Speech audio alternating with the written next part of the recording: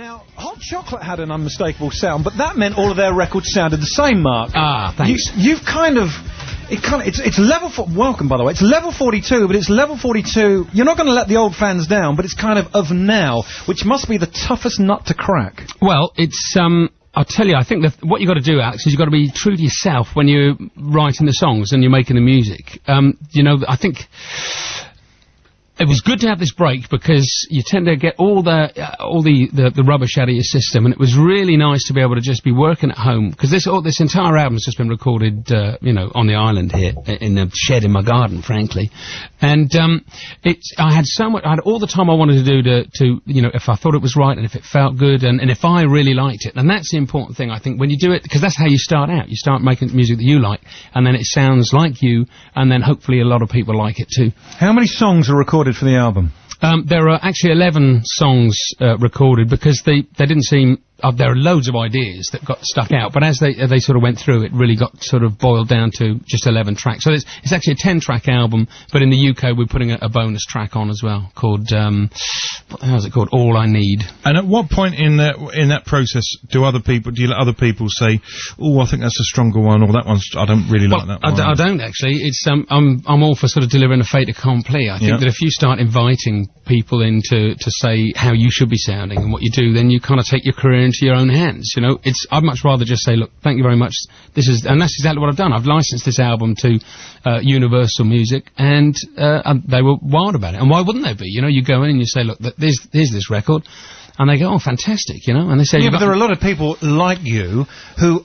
No, there aren't. Who haven't got that luxury, so that's quite a feather in your cap that after all these years, Universal want a slice of your action. Well, that's very true, yeah, and that's why there aren't a lot of people like me, really, Alex, because we're still, you know, to be able to go up there and do that is just, I'm very lucky, very fortunate to be able to do it, you know. But it's only based on the music. If the music's good, then it's okay. I mean, I could have turned up with a dreadful record, and then we wouldn't be sat here talking now. No, but it's good, isn't it? It's good. We like it. We've been playing it a lot, and I really like Just For You. Oh, yeah, great stuff, yeah, okay. And I was, out of all your hits in the 80s, the one I didn't like was the slowie you did in 85, late 85, January 86. Well, it's over. It's over? It's over. Or Leaving Me Now, because there was another one. No, I like Leaving Me Now. I never liked It's Over. I thought and that was probably your biggest hit. Thank you. Yeah. It was a big hit for us, you know, and it's meant a lot to a lot of people. I know that, in fact, I was in Belgium just last week. We were doing some shows in Belgium, and, the two girls in the backing singers were just raving about It's Over. It's a good song, but for me... Well, there you go. But that's all right, you see, because at least there's the choice, isn't there? You know, now you like this stuff. That's not to say that you have to like every song I've ever made. No, but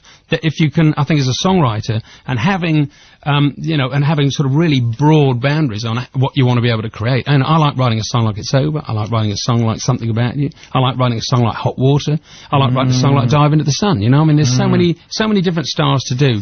And, you know, if we came in being called a jazz funk band in 1980, well, that was really down to the fact that our very first producer, Andy Soiker, he liked one idea we had out of this whole batch. And he said, well, you know, if you can record that song, which went on to become Love Meeting Love, he said, if you can get somebody to sing that and record that, you know, he said, I'll put it out. And that's what we did. And that straight away gave us an audience of the jazz funk audience. But we weren't sort of clubbers or anything else really. And if you look back at the history of bands like Light of the World and Lynx and Central Line and all the other jazz funk bands of Shack Attack and stuff, we're actually very different, I think, in bands, because we have this ability to do things like...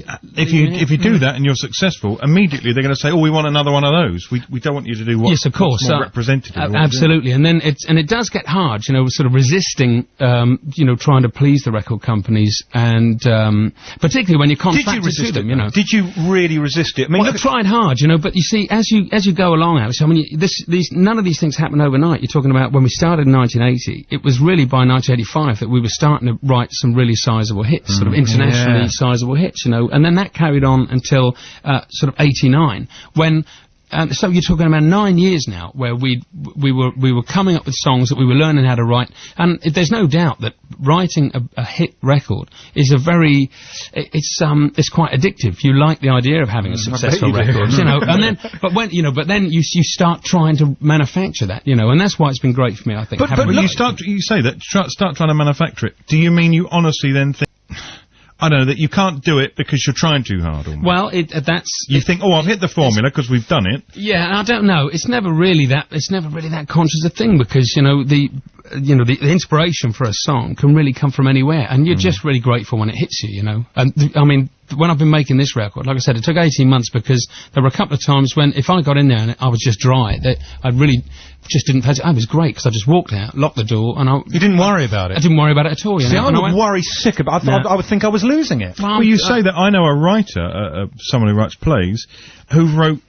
the last play they wrote was, I think, Writers Guild of Great Britain Play of the Year or whatever. Right. But hasn't been able to write anything for 7 years since. Well, that's really unfortunate for the guy. You know, it must be dreadful. Yeah. I mean, you know, touch wood, that the thing for me was just, you know, when it wasn't there, when the muse wasn't upon me, then I just went out and I walked round. I mean, you know, the island's a beautiful place to live, isn't it? And I've got other interests aside from music anyway. So, you know, be it going and playing golf with my mates at the golf club, or just spending time with the family, or riding a bike around. So, you know, anything. You can do loads and loads of things. You don't have to be chained to this. Plus, too, you see, I really have got this idea that, you know, if this is a good second bite of the cherry for me, I'm really happy with the fact that I had a lot of success the first time around. So I'm not being overly greedy with the whole thing. Maybe maybe I'm not putting myself under pressure there. But Mark, surely that's the other thing that's become the kind of phenomenon of the new century, that people seem to become big, it obviously inevitably tails off, and then they do seem to get another go. Because everybody knows who... That's the thing about the Brits, though, isn't it? We like the comeback. And a lot of people have never come back because they've never gone away. But look at me, look at Leo Sayer and that number one thunder in my heart. Well, that's an interesting thing, you see, because that's almost technology-driven, because we're living in a world now where... And I get it myself. I get emails from various producers, like in Germany or in Italy, and I mention those two particularly because I've just done work for those. I get an email from these guys saying, you know, we want to do a remake of, say, Lessons in Love. And because the way the technology works nowadays is you can say, okay, you know, how do you want to do it? And they say, well, can you give us the vocals for it? So I'll just go in and I'll sing, you know, I'll knock up a backing track of Lessons in Love and I'll re-sing it with the harmonies and all the bits and pieces, and then I'll just send them the vocal files. And then about 4 weeks later, I get back this mix where they've completely redone the music and this. And sometimes it's awful. Do you insist on giving it the okay? Oh, absolutely, yes, of course, because I don't want this thing, you know, like I said, sometimes it can be awful. And then you just say, well, I'm sorry, this is, you know, let's leave it, lads, you know. Because you still have to, once you say, okay, this is good, you say, well, you know, let's get a contract together then and see how we're going to work this. And I've done it with the Batchy brothers as well. They've done remakes of World Machine, and then we've gone on, I say we, I'm talking about me and Boone Gould, because Boone's such a great lyricist, and he's written all the Retroglide lyrics with me, you know, so it's a good songwriting partnership. Why Retroglide? Well, it's a cool name anyway, isn't it? You know, sounds vaguely Harley-ish. Oh, well, there you are. You know, I've also been asked that too, and I am, you know, I'm a Harley lover myself, but it's actually got nothing to do with it. That will be the Electroglide thing, you know, Electroglide in blue and all that. But no, Retroglide is this whole thing came about because Boone just emailed me through this set of lyrics, and the very first. It's the title track of the album, and it just said, straight out of mothballs, we took the jet and flew across Gotham in a Retroglide. And it was absolutely great, because as I read this, the music was just coming, you know, it was just all there. And the whole thing it must have taken about half an hour from me getting this thing to it actually being right there. And I knew exactly how it went, and I knew how I was going to get there. And by the time I got through to the chorus, you know, because you haven't heard this song yet anyway, have you? But no. Let me tell you, it's brilliant. Why isn't it on the sampler? Well, because, you know, how much stuff can you put on if, you know, these are songs of the sampler. I mean, the 4 tracks that you've been playing are tracks that I figured I could make radio friendly, because you'll notice that there's no singles with this album. And that was also really great, because when I went to Universal Music, and W14 Records actually, and this is a brand new label of theirs, which I think they're looking to be calling like for heritage acts, and this Level 42 is their first signing, so it's great because we're going to start getting some muscle from these guys. When they said, well, what are we going to put on for a single then, you know, for promotion? And I said, well, I don't want to be sort of pouncing about on stage in tight trousers, competing with the likes of, you know, Christina Aguilera and Pink and, you know, or these, I've done that sort of But you're thing. looking good, Mark. I mean, very honestly, kind of you. in the last 10 years, you've looked pretty ropey sometimes, but you look great No, but today. this is because we're growing old together, Alex. That's why that is, You know. suddenly realise that he looks about the same as you do. That's it, you Well, see. I'm just thinking this is a great photo opportunity for someone, the most famous man on the Isle of Wight and the second most famous man on the Isle of Wight together. Mark, do you mind being the second most famous man on the island?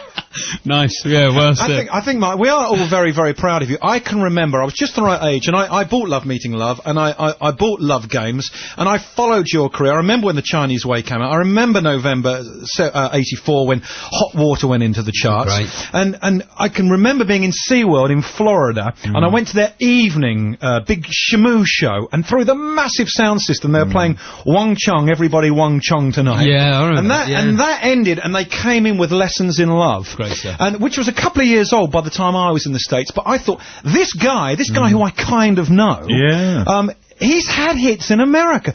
2 massive hits in America. Yeah, thanks, so that's did you go over and do Midnight Special? And We absolutely. Saturday Night Live was great to do. This is like a really famous show. We actually did that show twice, and they always had Saturday Night Live was this sort of big comedy show in America, but it was great, very famous for breaking bands. And we've had a lot of shows in England that have based themselves on it, because this thing's been running for decades now. But they always have a guest presenter, and the first time we did it, the guest presenter was Marvin Hagler, you know, the boxer, the fighter, and that was fantastic, because I'm a bit of a fight fan anyway. Excuse me. So just being able to sort of sit there and talk to him, and, you know, massive fists he's got. And not a big guy. He's no sort of taller than me, because he would have been middleweight. You think of all those memories you've got, going to seeing New York for the first time and going and having a big record out. Yeah, I mean, you could stuff, never buy all that, could you? All the great people. No, you can't. Playing on stage with some of the Beatles at the Prince's Trust in '87. Yeah. It's It's been a fantastic career, Alex. You know, I've been so lucky. It has to be said, you know. And if I've got any regrets at all about, you know, that first time around, it was that I didn't really take the time to enjoy it as much as I should have done. Have you ever heard the Bee Gees story of, they always gone about first fame, and Barry Gibb was always saying this, the first time round, they just wish they'd made more of it, and now, like you were saying, they're a lot more chilled out. I completely understand what they mean then, you know, because it's, nowadays it seems so much more enjoyable and so much more controlled, and I can seem to be able to take things on board and really take time. I've done things, like in 1990 when we signed an album to BMG Records. We flew, Mike, Linda, myself, and our manager, Paul Crock, we flew to the Cayman Islands for a meeting, because they'd hired a hotel there for this big old do, and all the international were getting together.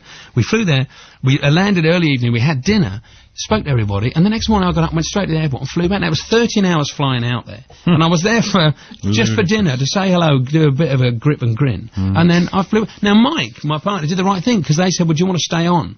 And Mike said, yeah, I will, yeah. So he stayed there for 4 days and had a great time. I mean, like a pillock, you know, just sort of came legging it back so that I could sit in the waiting the queue for White Link ferries. But you probably had stuff to come back to. I did. That's quite right. Yeah, I did. I love living on the Isle of Wight. You know, it's a great place to live. Good. Well, listen, we love the new album, Retroglide. Well, we love the 4 tracks. It's just a fixed link. 11th of September. Don't get him in on the fixed link. Yeah, don't start me on that, please. I've got heartburn now. The 11th of September is when the album is out. What about this downloading? Is this through iTunes? How does it work? Yeah, well, I'll tell you what, I'm not so up to speed on it either, actually, Alex, you know, as we are of a similar age. But I'll tell you, basically what it means is that September the 11th, you can go on, I think it's iTunes or something, and you can electronically download these songs if you've got a computer or an MP3. Your kids are doing this all the time. Yeah, they are. And iTunes, every time I go to the blinking computer, iTunes is on. And it costs 79p for a track, which is... It's a fantastic way, it on actually, your iPod, you know. And I think the idea of actually being able to cherry-pick things, it's going to change the way music's made, actually, because you think an album, now you can actually, if you don't like a song on an album, you can leave it off, and you can go around and make your own compilations. We were saying yesterday, you've probably spent a lot of time getting the track listing right for this, and we just download it and iPod shuffle it. Well, that's true, yeah, yeah. Well, I didn't spend a great deal of time.